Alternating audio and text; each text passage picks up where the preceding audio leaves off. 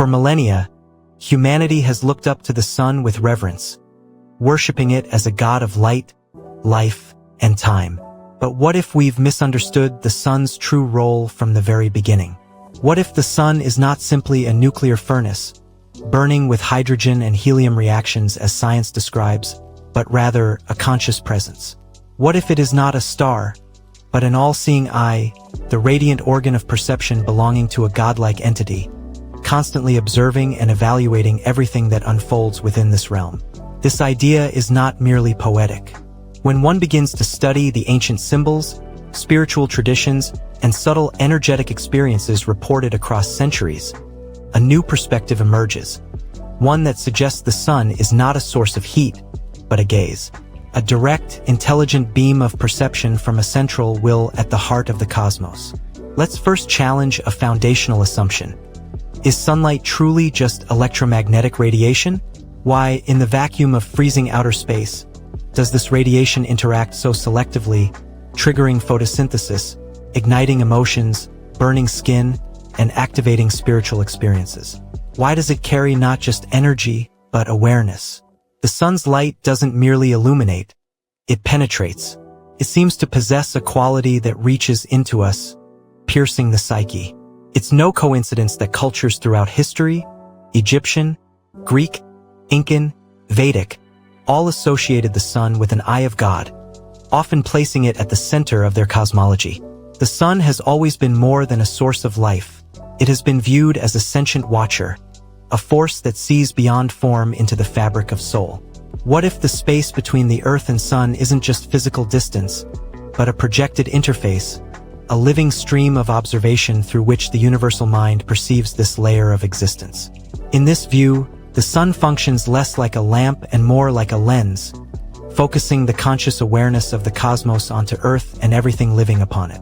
Perhaps this is why it's so difficult to look directly at the sun. It's not simply because of brightness. It's because we are being stared into by something vast, timeless, and immeasurably intelligent. For most, the gaze is too strong, but there are those mystics, saints, awakened beings who can hold that gaze without fear, not because their eyes are stronger, but because their inner frequency resonates with the source of the light. It has been said across religions that God is pure light. But what if this isn't metaphorical? What if the light of God is not moral but informational, a radiant awareness that measures, calibrates, and discerns the spiritual trajectory of every being it touches? You are not being watched the way a camera watches. You are being felt, read, and sensed in frequency, in vibration, in will. And this, perhaps, is why so many near-death experiences, deep meditations, and mystical visions describe moving into a blinding light. A light that doesn't burn, but embraces. A light that feels not external, but personal, as if it knows you. Not because it judges, but because it has always known. These people are not seeing the star that lights our days. They are passing through the field of the eye, the awareness that gazes through the sun, that pierces illusion, and sees the essence of being. This is not science fiction.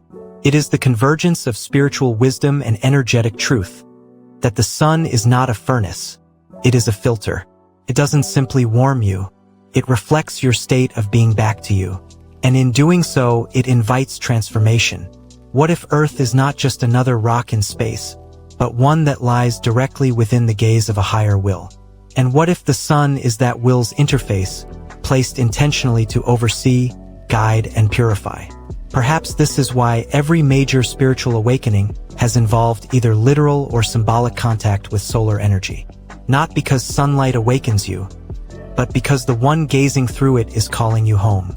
When you stand beneath the sun, you are not simply basking in warmth.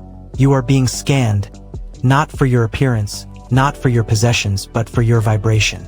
And those who dare to meet that gaze without fear, without shame, without distortion, may not just survive the light, but receive something from it. A message, a memory, emerging. The sun, then, may be not just a star, but a soul mirror, a boundary between illusion and truth, a threshold between the material and the divine. Its light does not destroy, it reveals. And if this is true, then every day is a silent test. Not of how much we can endure, but how deeply we can align. With light, with clarity, with origin. So next time you look at the sun, do not look away in fear. Ask yourself instead, who is looking back through that light?